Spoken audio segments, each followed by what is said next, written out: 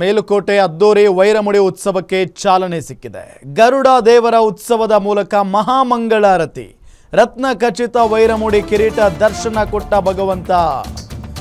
ನೋಡಿ, ಮೇಲುಕೋಟೆ ಅದ್ದೂರಿ ವೈರಮುಡಿ ಉತ್ಸವಕ್ಕೆ ಈಗ ಚಾಲನೆ ಸಿಕ್ಕಿರುವುದು.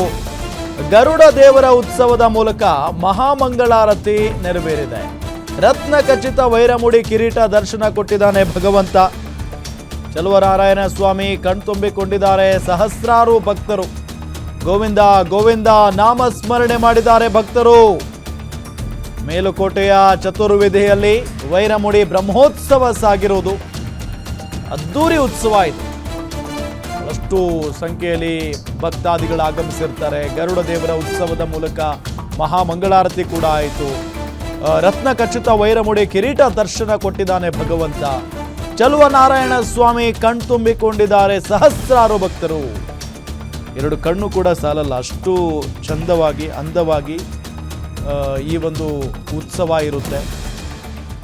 ಮೇಲುಕೋಟೆ ಉತ್ಸವ ಅಂತ ಅಂದ್ರೇನೆ ಅಷ್ಟು ದೊಡ್ಡ ಮಟ್ಟದಲ್ಲಿ ನಡೆಯುತ್ತೆ. ಮತ್ತು ಅಲ್ಲಿನ ಪೂಜೆ ಪುನಸ್ಕಾರಗಳಿಗೆ ಇತಿಹಾಸವೇ ಇದೆ. ಇದೇ ರೀತಿಯಾಗಿ ಪೂಜೆ ಪುನಸ್ಕಾರಗಳನ್ನು ಮಾಡಬೇಕು ಅನ್ನೋ ಒಂದು ನಿಯಮಾವಳಿಗಳಿದ್ದಾವೆ.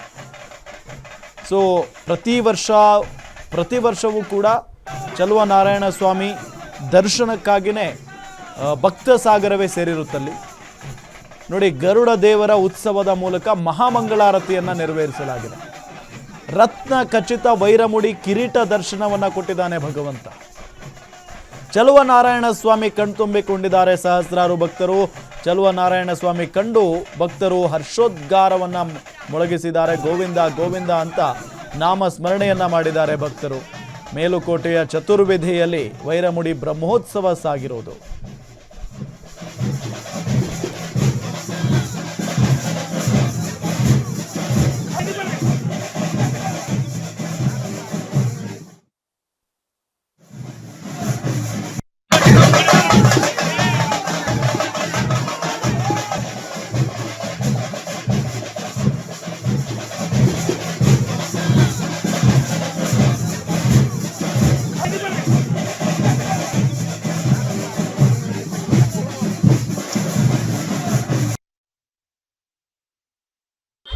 ವಿಶ್ವ ಪ್ರಸಿದ್ಧ ಶ್ರೀ ಚಲುವನಾರಾಯಣ ಸ್ವಾಮಿ ವೈರಮುಡಿ ಬ್ರಹ್ಮೋತ್ಸವದ ಅಂಗವಾಗಿ ಇವತ್ತು ದಿನಾಂಕ 28ನೇ ತಾರೀಕು ಶನಿವಾರ ಜಿಲ್ಲಾ ಖಜಾನೆಯಿಂದ ವೈರಮುಡಿ ಪೆಟ್ಟಿಗೆಯನ್ನ ವಿದ್ಯುಕ್ತವಾಗಿ ಮತ್ತು ಶಿಷ್ಟಾಚಾರದ ಪ್ರಕಾರ ಮತ್ತು ಸಾಂಪ್ರದಾಯಿಕವಾಗಿ ನಾವು 7 ಗಂಟೆಗೆ ಅದನ್ನು ನಾವು ಕೊಟ್ಟಿದ್ದೇವೆ. ನಮ್ಮ ಜಿಲ್ಲಾಡಳಿತದ ವತಿಯಿಂದ ಅಧಿಕಾರಿಗಳು ಮತ್ತು ದೇವಸ್ಥಾನದ ಎಲ್ಲ ಇಲಾಖಾಧಿಕಾರಿಗಳು ಅರ್ಚಕರೊಂದಿಗೆ ವಾಹನದ ಮೂಲಕ ಇವತ್ತು ಪ್ರಾರಂಭ ಆಗಿದೆ.